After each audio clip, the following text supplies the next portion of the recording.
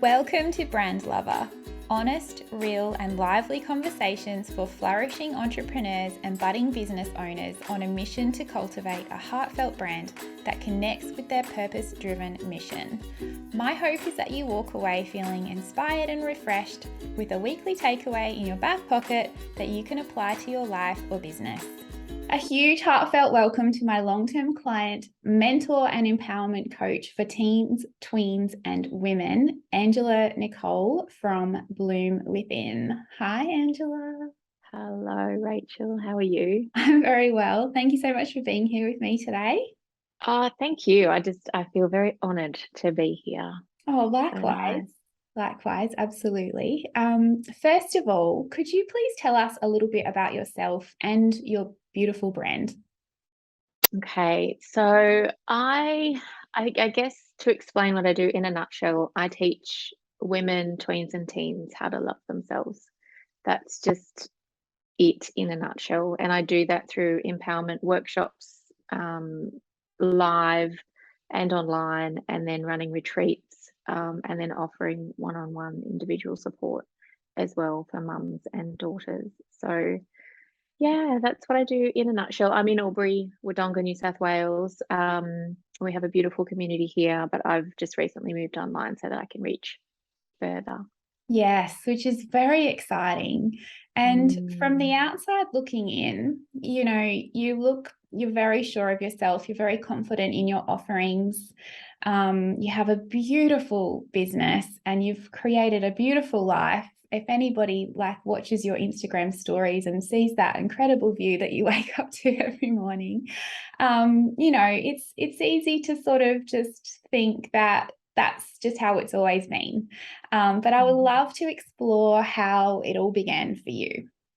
Okay, so that's so interesting that from the outside looking in, that's what it is, because I progress and all the people that I love and admire and follow always say that we teach what we need to learn. So I'm constantly aware that self-love is my journey, and I love teaching it because I'm on that journey every day. Mm. Um, so I think first and foremost, I don't have it all, and it's always a journey, and it's always another layer.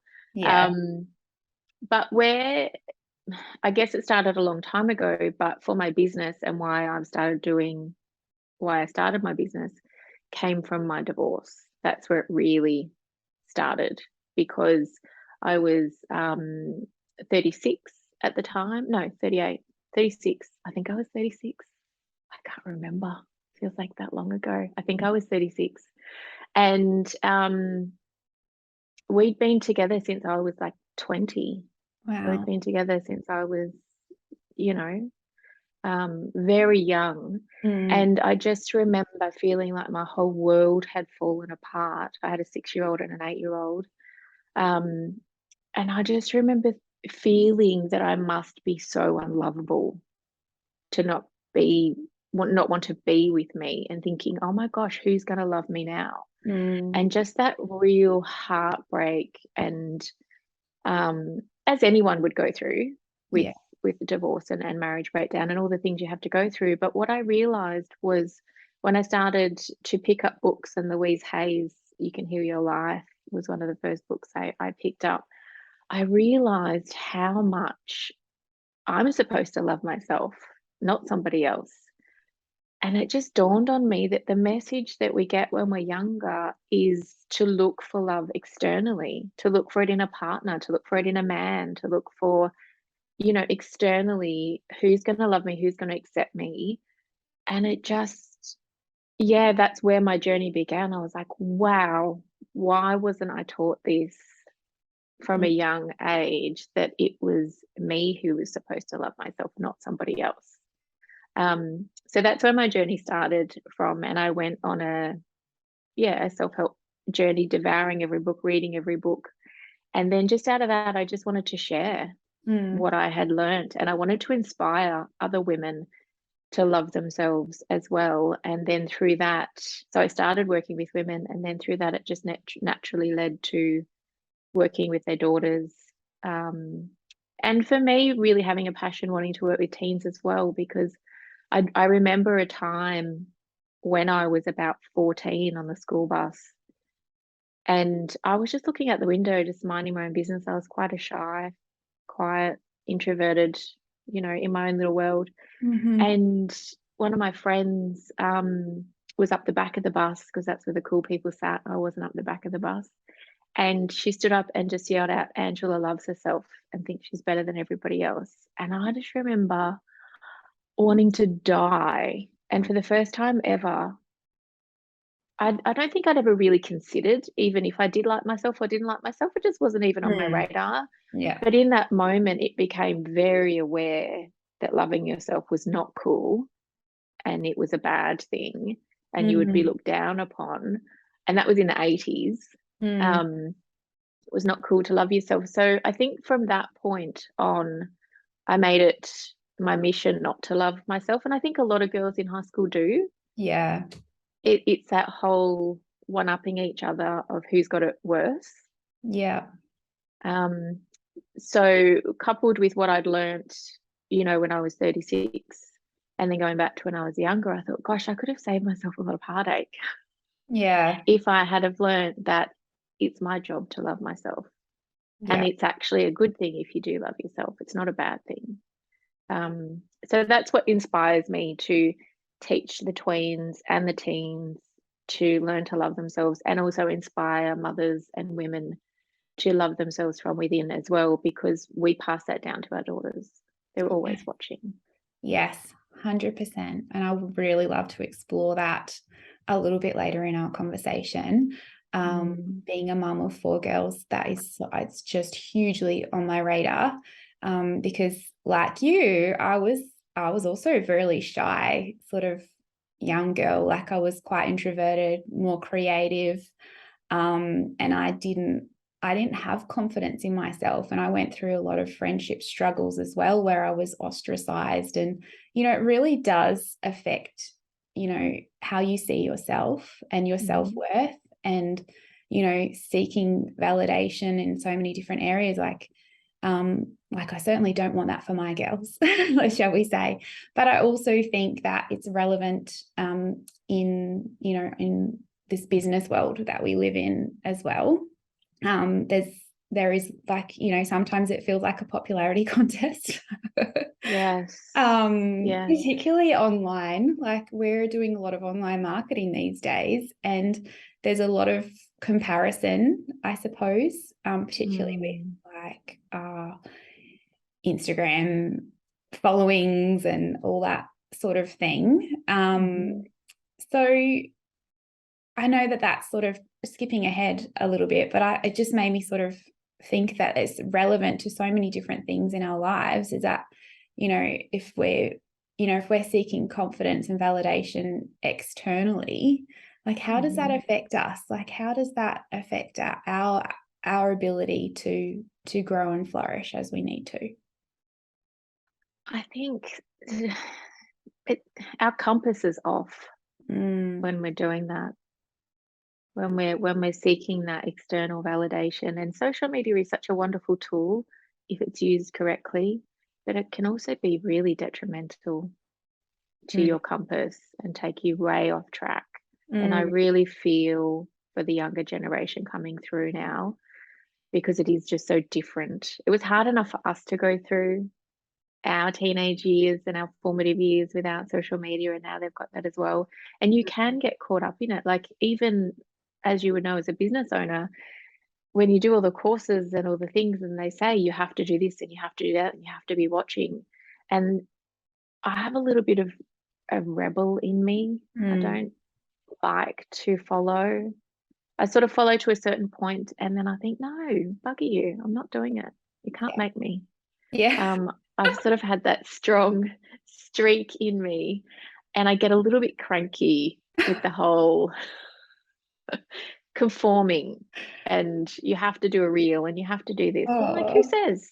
I feel you. Who says? Who makes those stupid rules? So yeah, I feel like if one of the first things that I always go through in my workshops and retreats is knowing how you want to feel every single day. And I think if you know your top 3 feelings of what you want to feel every single day, you can keep your compass on that. And for me, my top feeling every single day is I need to feel freedom. Mm. I have to feel freedom. I don't like being locked in or told what to do. So when I start to feel off, it's usually because I'm feeling restricted and I've lost my freedom and I'm following somebody else's um, way or rules, and everyone's different. Yeah. Everyone's so different. And for me, I need to have my freedom. So Yeah. I need to post only when I have something I really want to say. Yeah. Yes. I Mm. love that. I feel like that's going to give a lot of people a little bit of permission because I feel that exact same way. And Yeah. when I went, I think we've got very similar personalities because when I Mm. first started full-time working as a graphic designer, like it was just the most constricting thing I've ever felt in my life. I Mm. felt like a bird in a cage. I didn't have even a window in my office, and I was there from 8:30 till 6 every day. All of a sudden, like I'd grown up at the Sunshine Coast with the sand between my toes and sunshine every day, and like just being able to come and go as I please. Like I'd had part-time jobs before, but that first full-time job, yeah, made me realize that, hang on, is this my life now? Yeah. And to have that contrast now and to see, like, to be able to reflect and look back at that, how long's that been? Probably 16 to 18 years, I don't know, ago. I'm still so blessed to be able to have that type of freedom. And it is a choice.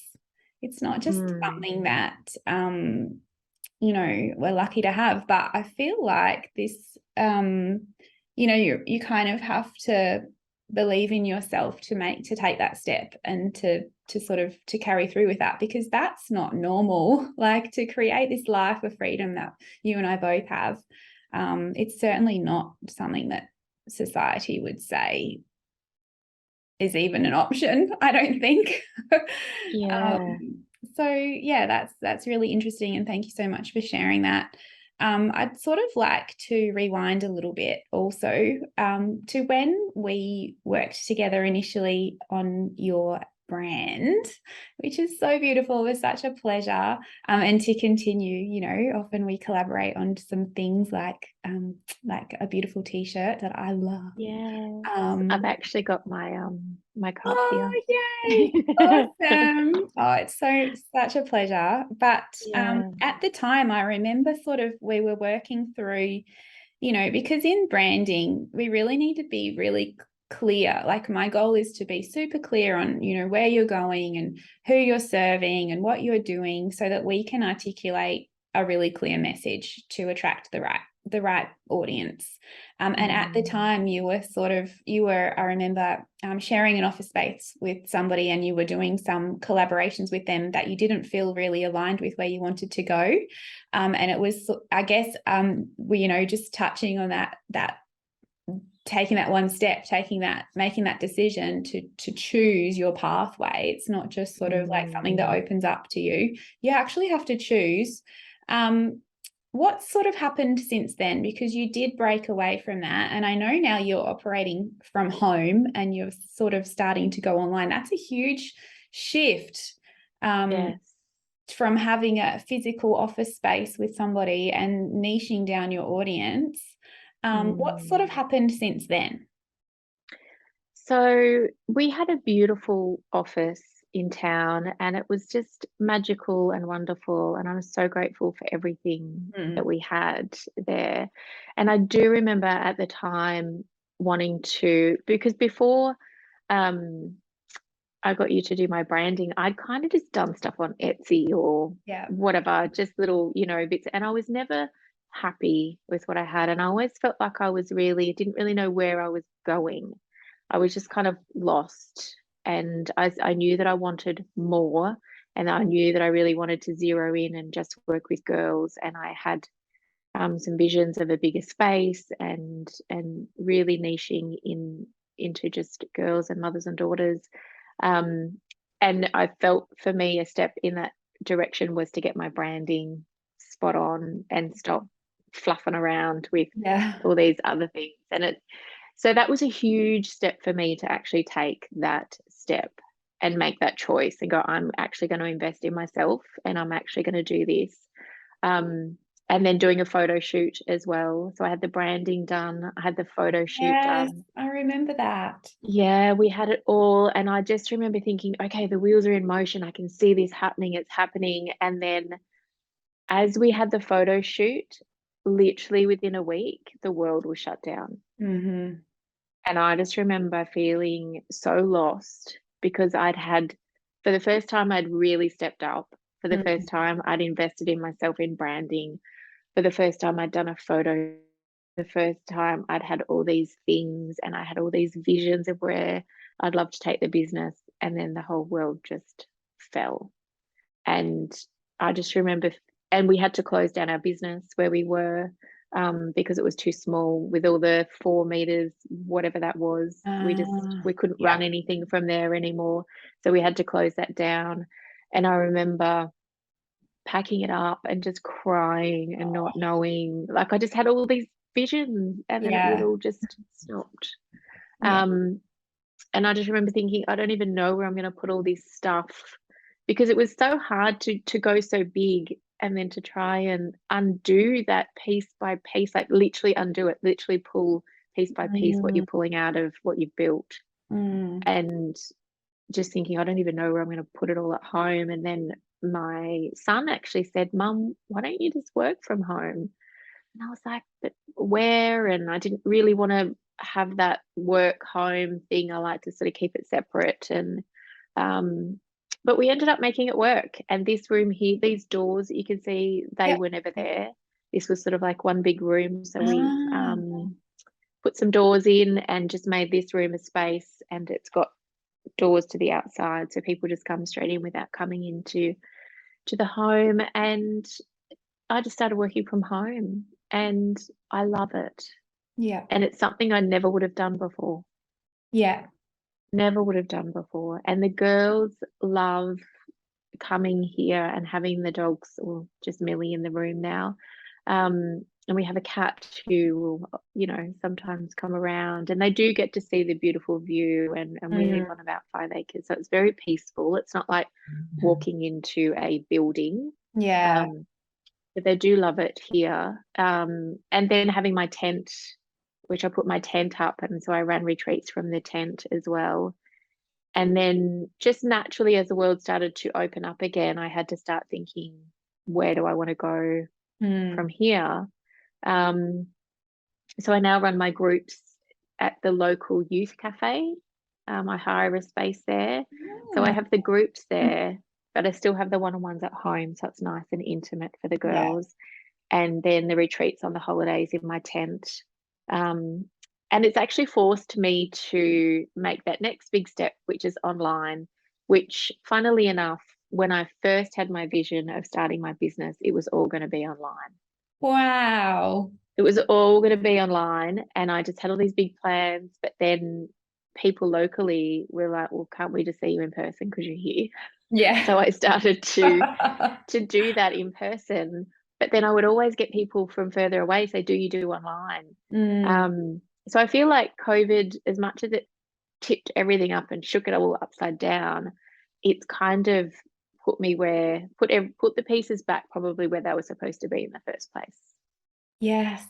How beautiful is that? Mm, What a lovely way to reflect on that time that, yeah. And mm, I've seen it a lot of times where, like clients have, a lot of what we do in the branding, like we want it to have longevity. So we have a look at the long term and we establish this vision. And a lot of clients that I see have sort of been working towards a vision that wasn't actually in alignment with what they truly wanted. And it takes a little bit of soul searching and a little bit of trial and error almost to have that dose of reality, or for things to finally settle into place. But it sometimes also the vision isn't exactly what you thought it was going to be. Even like, it's good to work towards something, of course, but you're still achieving your mission, like you're still achieving your purpose. And there's so many different ways to do that, which I think is really exciting. So I'm just super excited for you. I just this shift to online, like I remember just being so excited to hear that you were doing that, because it was something that I had sort of, I think we talked about it in the early stages as well when I'd worked with you. I was like, I think this would be so great online. Like there's so many girls that need this. And, you know, self-love is something that it is like a little bit of an uncomfortable topic. And I don't know if it's like just this generation that we were raised in or not, or our personality types perhaps are more vulnerable than others, or even just experiences that we go through in adolescence that shape us and our perception of things, which I know certainly was the case for me. I was certainly an influence. Not that I didn't have some lovely friends, but just some, you know, certainly like some bullying experiences like that. They're really profound in that, like they're just, I don't know what's the word, like they sort of imprint on you in that in those formative years. So just sort of moving out of the business talk for a minute, because I have 4 daughters, and one is, she's a tween, absolutely, 3 younger ones who are starting to get into that age as well.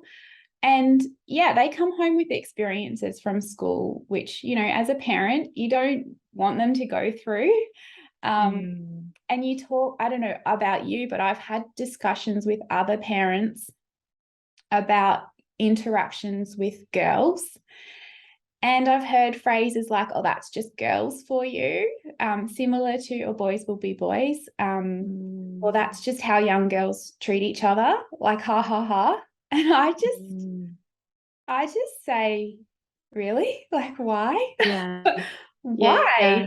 How is this Yes. acceptable? How do you think this Yes. is acceptable behavior for girls to treat each other? I certainly would hope that none of my girls would be doing some of the things that they come home and tell me about.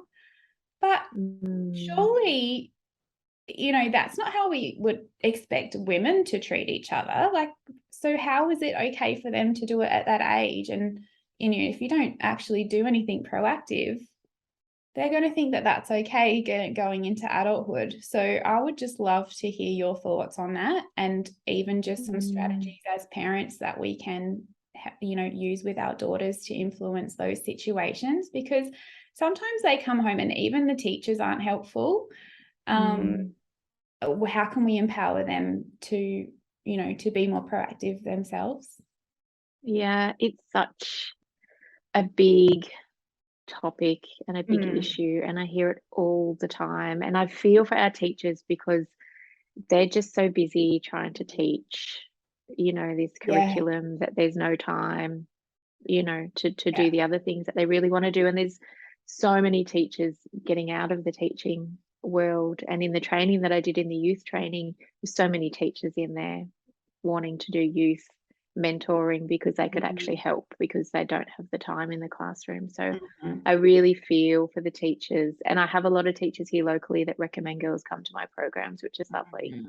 But what I teach, yeah, would be so lovely being taught in schools if that was part of the curriculum. And there's just, yeah, I don't even know where to start. It's a big issue. It's such a big issue. And I had a teen in here yesterday and we were talking about just girls and their behavior. And I just said, I just want to get all you girls together and just say, stop it. Like, just stop it. And I said, how would it feel to live in a world where you knew that you were supported, where you could go to school and knew that you were supported and knew that you were loved and knew that all the girls had your back, and that no one was going to say anything behind your back and no one was going to be mean to you and no one was going to exclude you, and they just had your back 100%. And she said, she kind of just was like, wow, that would feel amazing. And it's like, school's tough enough as it is, you know, with everything that you have to learn. Why do we need to add that on top? Yeah. Like, why do we need to do that to each other? And I feel like there really does need to be more programs in schools around friendships. And in the programs that I run, I think resilience is a big thing. Resilience is huge. Learning that we have a choice. that we can bounce or splat. So we can bounce like a ball, bounce back to our awesome self, or we can splat like an egg. And it's about understanding that just because somebody says something to you, you don't have to take it. You can just say, no, thank you, I'm not taking that. And you can turn around and walk away. It's when someone says something to us and it's almost like this coat that we put on and we button up and we feel like we now have to walk around with it because now that's true. And so it's like taking that, off and saying, no, that's not who I am. Yeah. And having that self-belief and knowing that I love to teach girls to be your own best friend. And if we're kind to ourselves there's so much in it. It's about checking your thoughts, you're in a mean girl or you're in a super girl, which one's talking, and then having those inner supergirl thoughts. And if you're actually kind to yourself, you're going to be kind to others. So I always say to the girls that if someone's mean to you, that's an inkling that that's how they actually talk to themselves. And it actually has nothing to do with you at all. Yeah. Because they've got an inner mean girl and they don't like themselves and they don't think they're good enough. So that actually comes out their mouth. And that's what they project onto other people. And so I say to the girls, I know it's hard and I know it can really hurt, but it actually has nothing to do with you. And that's usually their inner voice about themselves. So if we can just be kind, spread the love, know that we are, beautiful and enough exactly as we are. I would just love every girl to know that, because then everyone's just going to be nice. Yes. And wouldn't that be a wonderful world? That's my wish as well. I just wish everyone would just be kind. Just be kind. It would just solve so Always. many things. They're the two rules that I have for our girls. Be kind and be helpful. That's it. And if I flag something, I will stop them and I will say, are you being kind? Are you being helpful? And then they'll know. And I just think that is just such a good life rule. It's so simple, but so true. And I feel like everything that you've just articulated can be applied to relationships in business as well. Especially, I mean, a lot of the ladies I work with, we're serving a female market. Obviously, there's lots of different personalities and scenarios within that as well. I have certainly encountered personalities in my business that I haven't quite related to or known how to handle. When somebody speaks to me a certain way, I find it shocking personally, because I don't ever speak to people in a rude manner. I would hope, like, not intentionally anyway, like we don't know how other people are going to be perceiving things, I hope. But I think that how does this whole self-love concept, how does that sort of influence your entrepreneurial success as well? Like, I would just love to explore that as we're wrapping up. Like, I feel like we've covered so many things and so many thought-provoking topics. But to step forward and to make those choices in business and have that courage. I would love to sort of get your thoughts on how loving yourself first can influence your mindset around, having a successful business. I feel that for me, and it takes work. It takes a lot of work. It's not one of those things where you can just click your fingers and you've got it. Self-love and the self-care is a daily practice, and it's something that you have to do and choose all the time. It's also, when you're on the right path because you feel great, and there's just ease and flow and everything's just working. And when you're off and you're not quite on the right path, it just feels hard, and it feels like you're trudging through mud, or it feels like you're going upstream or against the grain. And I'm very reflective, and I can see moments in my life where it felt like that. And then, for me, it's about what feels easy. I actually changed my screensaver yesterday to say it gets to be easy. Yeah. Like, it's a choice. Yes. And I need that reminder every day. It's like, Yeah. stop making it hard. It Yeah. gets to be easy. I feel like we self-sabotage ourselves and choose the hard way all the time and try and do all these things that don't actually suit us. And it's Mm-hmm. like, I don't want to do that. Mm-hmm. That doesn't actually suit. I think knowing your personality is one thing if you're an introvert or an extrovert. Yeah. And when I did the 16 personalities test, that was huge for me. And Mm. understanding that I'm like the least, like I'm an INFJ, and we make up less than 1% of the world's population. Like we're the absolute minority. Yeah. And so when I read my profile, I was like, oh, wow, that's why all that feels uncomfortable. And, I do need time by myself, and I do need to have the freedom, and I don't like to feel restricted. And I like to make sure that my values, I'm in alignment with my values as well. And it's okay to say, no, that doesn't suit, or no, I don't want to do that. Um, and then also with in business, something else that has just really blown my mind recently is Denise Duffield Thomas when she did the money archetype. Mm-hmm. And when I did mine, I'm the connector. And Mm-hmm. the connector is the hardest one that they find it hardest to make money, because all they want to do is help people and Yes. connect people and just spread love, and they don't really want to charge for it because they just want to help people, and they find it really hard. And Mm-hmm. so I just went, wow, that is me. And I'm a huge believer in understanding your personality and your archetypes, because that gives you permission to say, this is me and I'm not like somebody else, and that's Yeah. okay. Yes, I can 100% relate to that. When I did some personality Mm. work a few years ago, it was like this massive light bulb went off, and it was almost Mm. like I had permission to be me. Yeah, Like I was exactly. like, oh, that's okay that I do that. Like Yeah. natural thing that is inherent in myself. Like I can't, Hmm. of course we have to work on things and we have to challenge ourselves in certain Of areas, course. sort of Yes. thing.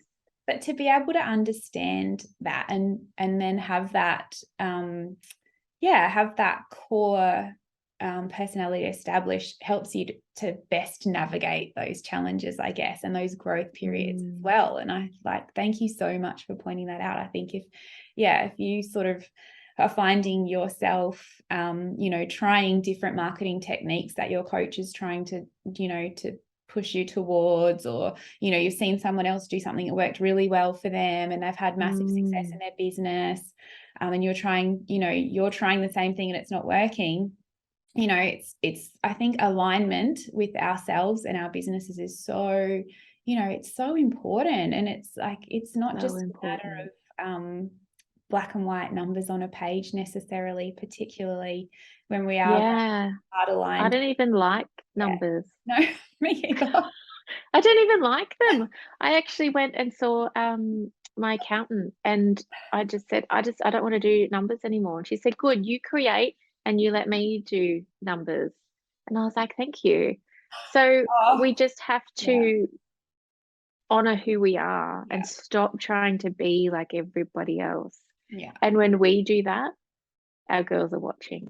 Yes. So when we actually talk about how we're showing up in the world and how I was going to do this, but it felt off, so I'm doing this because this is more of who I am and I don't have to be like other people, Yeah. our girls are watching Yeah. all the time.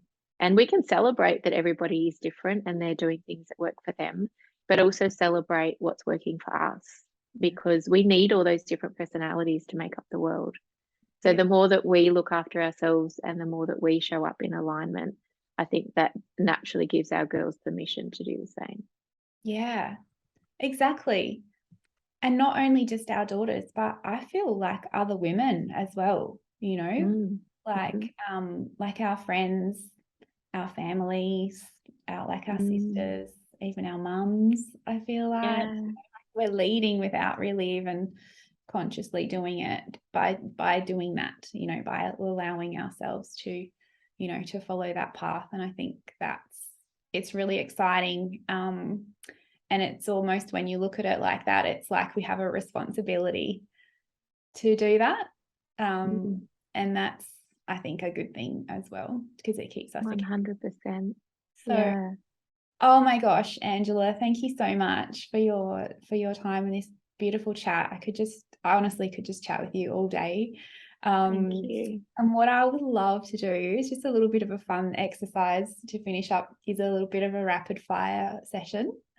So Hmm. I would love to ask what your favorite thing is, and I'll just say a word and Okay. whatever comes to mind.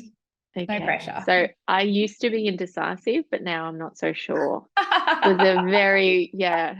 So let's see how we go with this. Decisive as well. We're so similar. That is one of my personalities. Ah, yes. Something that my husband finds absolutely frustrating about me. Mm, But anyway, okay. yes. So Just own it. Yes, absolutely. What's your favorite app? My favorite app, my calendar. I can't live without my calendar. I Mm, would die without it. yeah, Yeah. It shows me what I'm doing every day. yeah, Yeah. it's handy. um, Mm. okay, favorite time of day? I'm not a really early riser, so it would have to be, yeah, probably mid morning, that mid morning time. Nice. Mm, Exercise? walking in nature, Mm, 100%. beautiful. Mm. Habits? Do you have a favorite habit? Or a My favorite ritual? habit. Thing that you do as a ritual? Well, I mean, I love my coffee. Mm. Something I really love to do is play a podcast or listen to an audiobook when I'm getting ready in the morning. I feel like that really sets up my day, if I that's a do good that habit. too. Yeah, I love it. So similar. We Okay, are so similar. way to relax. Pardon? Your favorite way to relax? Um, relax.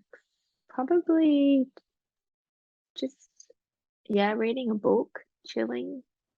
Yeah, same. Yeah, you surprised?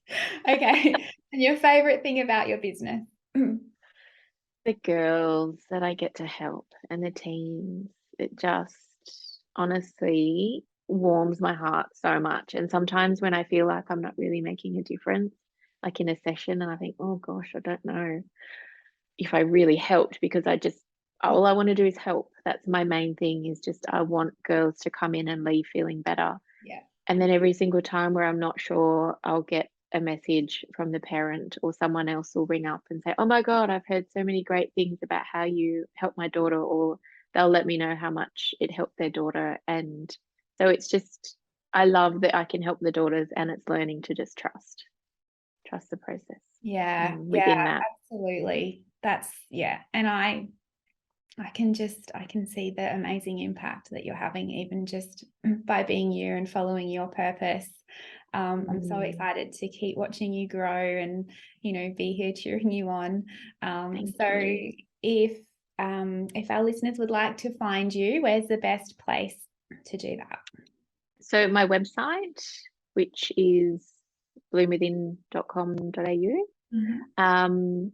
And then I'm also on Facebook and Instagram as Awesome. well. So you can follow me along there too. Beautiful. And I highly encourage you do, because if you need a little bit of encouragement and peace and Yeah. calm in your day, Angela is certainly the woman to provide that for you. So thank you so Oh, thank much you. again. Thank you. Thank you so much for listening. If you loved this week's episode of Brand Lover, take a screenshot of wherever you're listening and share your biggest takeaway on Instagram or Facebook, and don't forget to tag me. I'd love to give you a shout out and thank you personally. Also, feel free to subscribe and leave a review to help the Brand Lover podcast reach more heart-aligned entrepreneurs just like yourself. Thanks again, and I'll see you next week.